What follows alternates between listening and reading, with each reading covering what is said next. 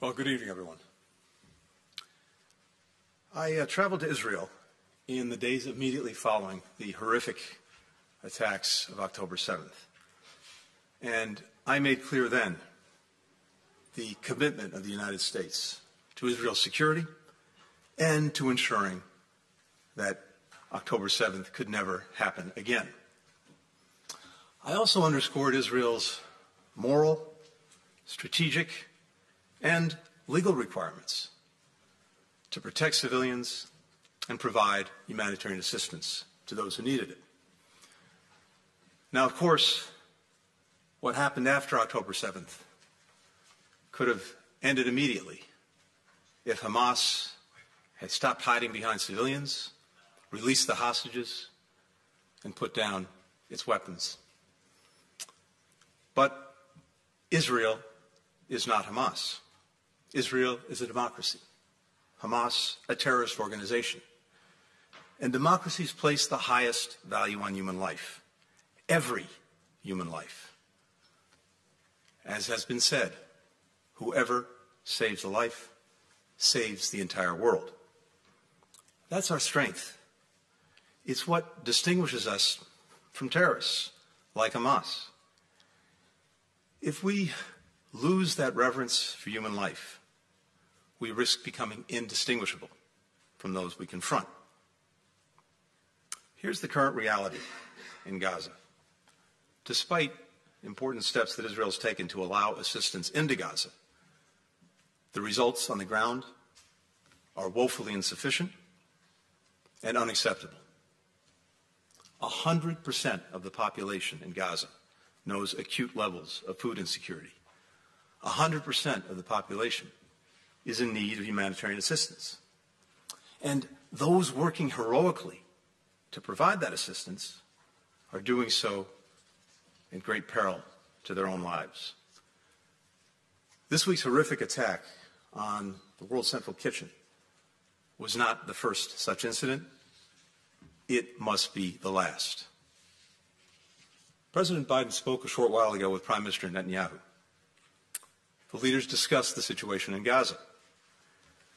The president emphasized that the strikes on humanitarian workers and the overall humanitarian situation are unacceptable.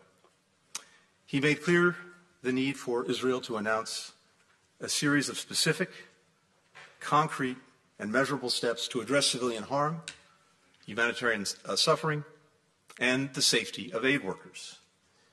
He made clear that U.S. policy with respect to Gaza will be determined by our assessment of Israel's immediate action on these steps.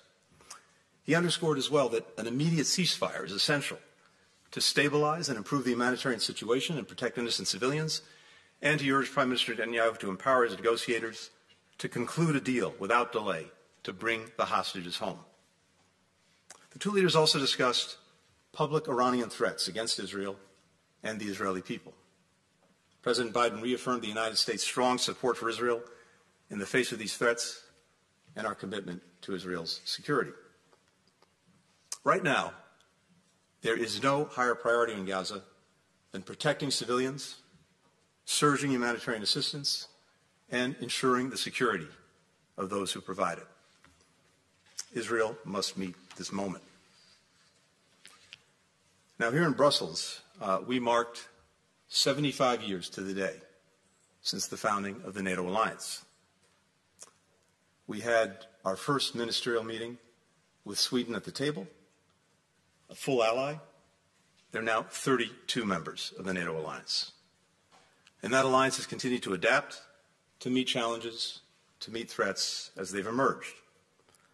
So while we focused on celebrating the fact that we've hit the 75-year mark, we're intensely focused on the future. We discussed concrete outcomes for the upcoming Washington summit in July, including increasing our support for Ukraine, strengthening NATO's deterrence and defense posture, in particular through boosting our defense industrial bases on both sides of the Atlantic, and deepening cooperation with partners, including from the Indo-Pacific. We also held our second NATO-Ukraine Council. We reaffirmed that Ukraine's future is in NATO. Our goal now is to create a bridge to Ukraine's full membership, offering additional support and greater cooperation as Ukraine makes the reforms necessary to join the alliance. Ukraine has made some remarkable progress in recent months. It pushed Russia's fleet back from the Black Sea, opening up shipping lanes to get grain to the world. And in fact, exports through the Black Sea now equal or exceed exports before the Russian aggression in February 2022. Ukraine is attracting more and more private investment, and it is valiantly holding ground on the battlefield in the face of an ongoing Russian onslaught. It's also making progress on governance and security reforms, which we discussed in our meetings today, including boosting resources for its anti-corruption institutions, increasing transparency and accountability for the military assistance that we're all providing to Ukraine. And I think this progress shows that Ukraine is taking our recommendations, the recommendations of all allies, seriously, doing the hard work to meet NATO's high standards. But we also know this. More aid is urgently needed for Ukraine. We heard directly today from Foreign Minister Kuleba. Every day, without further assistance, puts Ukraine's defenders and its civilians in greater peril. Our support is especially important as a number of countries are helping Russia build up its defense industrial base and continue to perpetrate its aggression on Ukraine. China continues to provide materials to support Russia's defense industrial base. The DPRK and Iran also providing support. And all of this is fueling Putin's war machine as he attacks Ukrainians and threatens European security. The United States has to do its part. Allies have been stepping up. They've been shouldering their share of the responsibility. There was just a few weeks ago announced another 50 billion euros in additional EU funding. They're making unprecedented investments in their own defense industrial bases. And we have now 2/3 of the allies who are meeting the Wales pledge of dedicating 2% of GDP to defense. So more than ever, we have genuine burden sharing among the allies. And in the 30 or so years that I've been engaged in these issues, this is probably the best example of burden sharing that I've seen.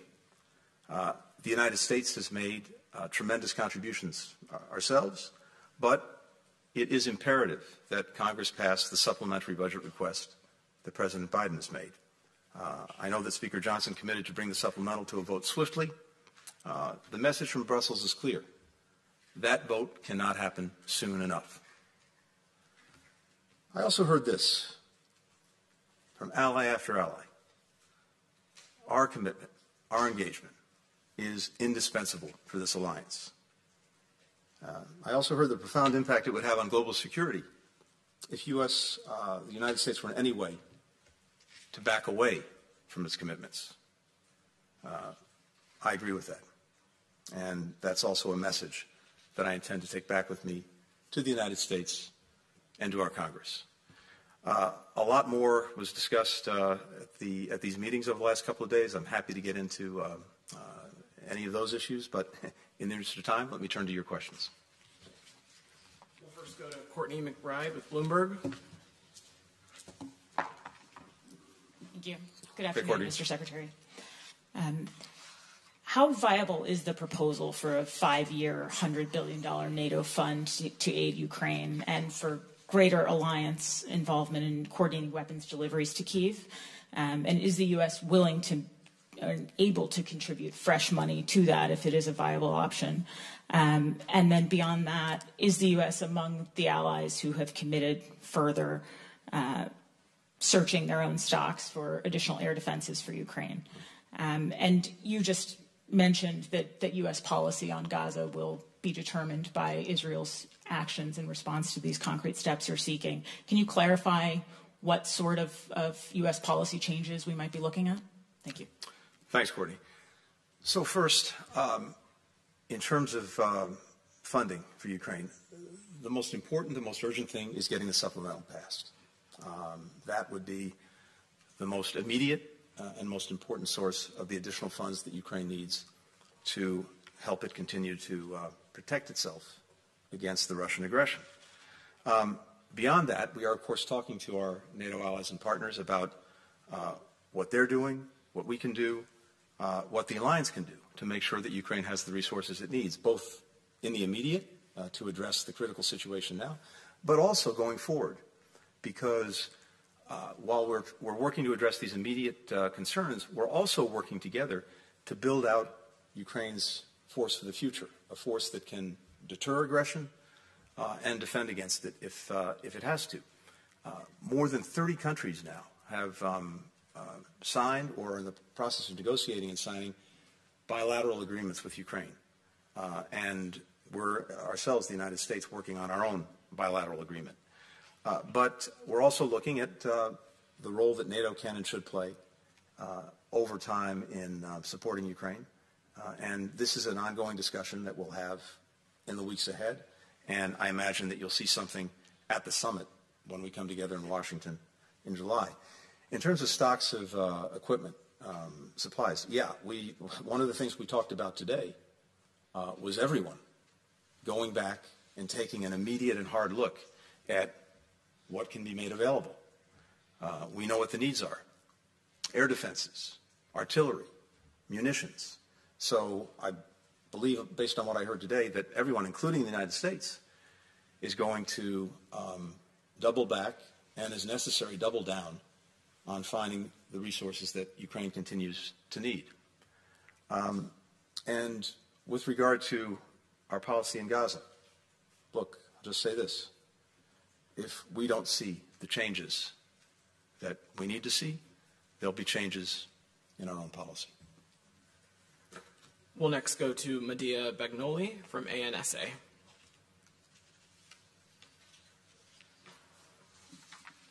Mr. Secretary, thank you. Matteo Bagnoli, ANSA, the National Italian News Agency. A little bit of follow-up on the funding issue. Do you fear that what we see now with the supplement, that it is blocked in the Congress, could also happen to this fund proposed by the Secretary General? So it's something that you could see happening down the line. And secondly, if I may, we know that during the ministerial you discussed also the future relationship with Russia. Can the West still do business with Moscow, so to speak, with Putin at the Kremlin, or a new phase is a prerequisite for a possible reset? Thank you. Thanks. Second part of the question first. Look, with any country, we're focused on policies, not personalities. What we're looking to see is what are Russia's policies, and unfortunately, tragically, horrifically, the policy at present is the ongoing aggression against Ukraine and the tremendous suffering that's bringing to Ukrainians and the threat that continues to pose not only to Ukraine, but to the very principles at the heart of the international system that countries rely on. So that countries can't simply go in and try to change the territory and borders of another country by force or determine the future of that country. Because we know if we leave that unchecked, then would-be aggressors everywhere will draw their own conclusions. And that makes for a world that's even more violent, unstable, and full of conflict. So what we're focused on is what Russia is doing. And as I said, it continues to pursue this aggression against Ukraine.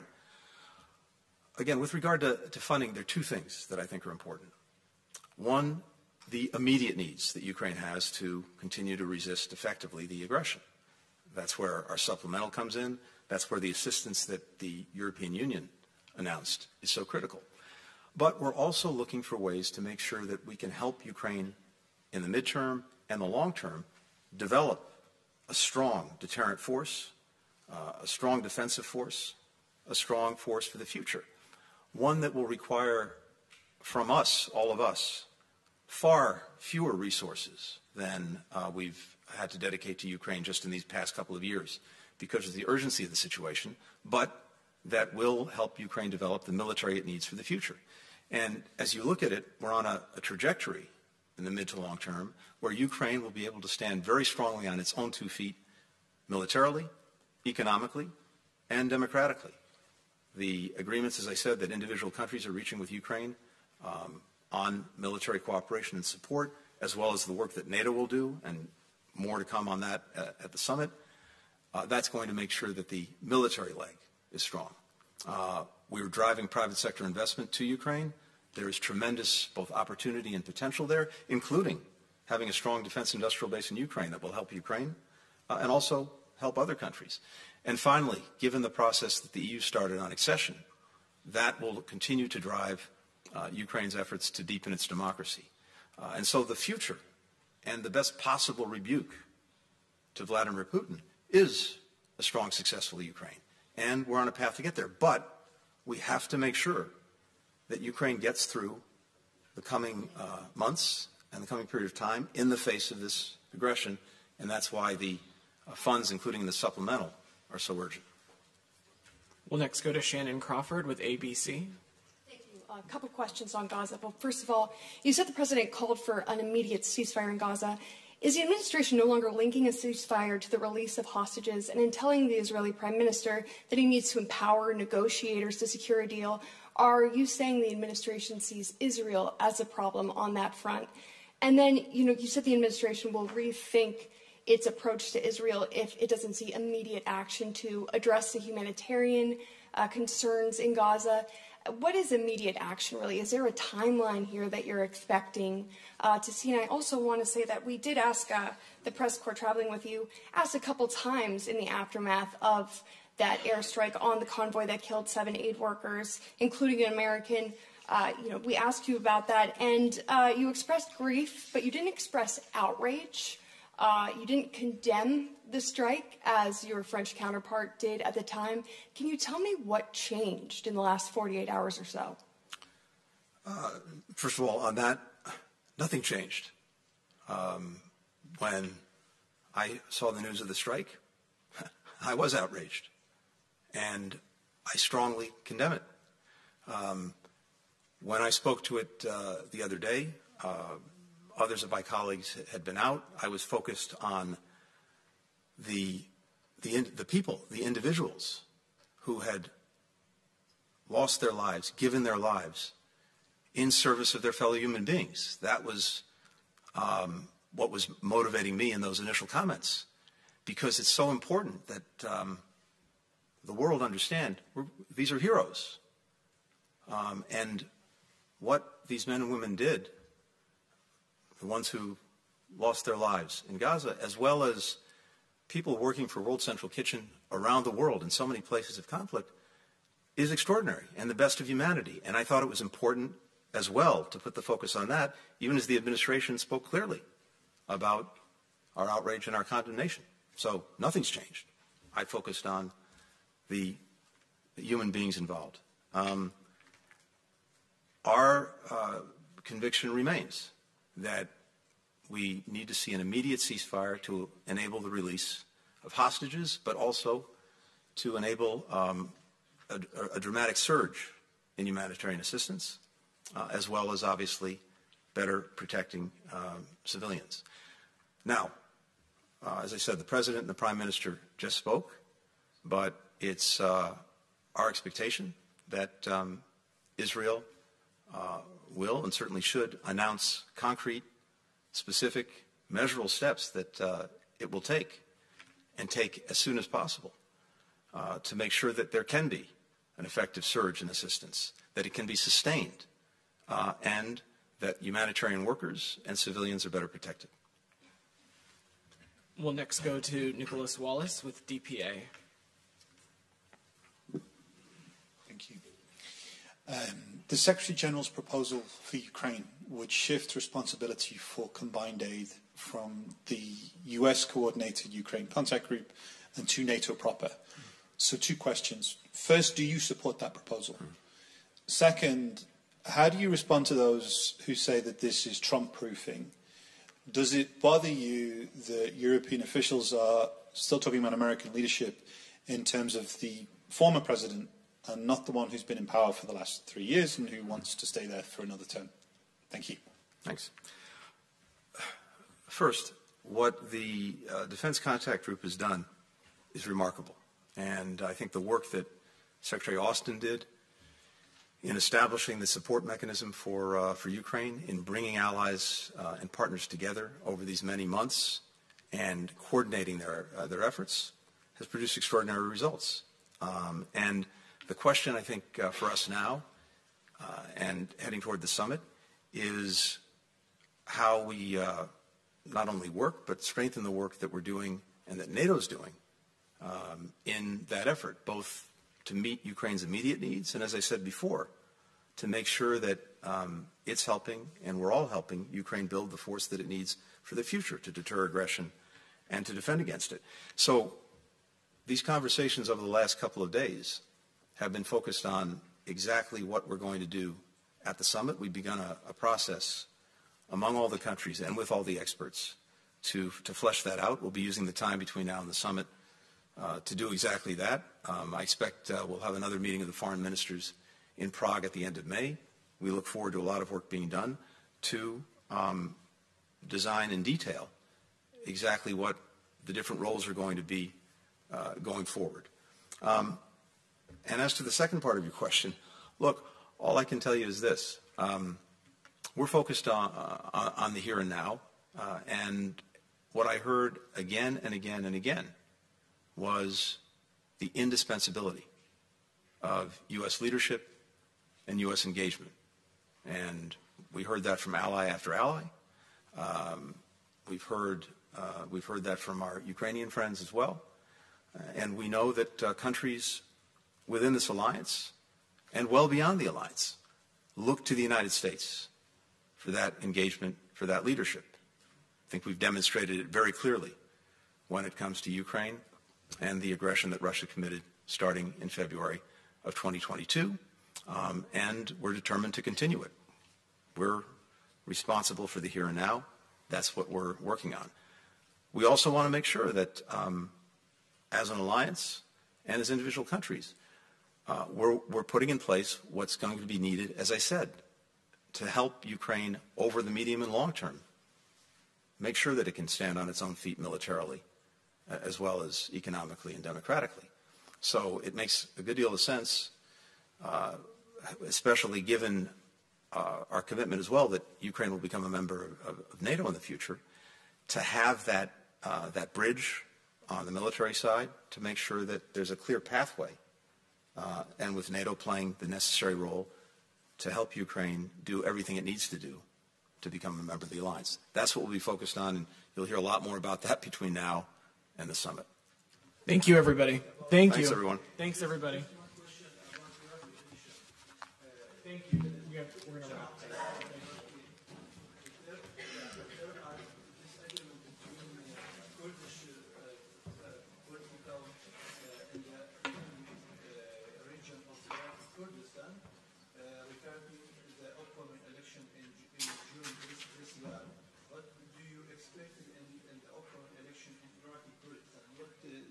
Your message for Iraqi and all political parties in Iraqi regional Kurdistan? Well, we want to see elections go forward. We want to see everyone participate in those elections, and we want to make sure that people feel that they are well represented. And it's also vitally important that the relationship between Baghdad and Erbil move forward in a positive and productive way for all the people of Iraq, including the Kurdish region. And we're very focused on that in our conversations with the government in Baghdad, as well as with officials in the KRG. And again, elections, I think, are an important part of that. Thank you. Thank you. Thank you.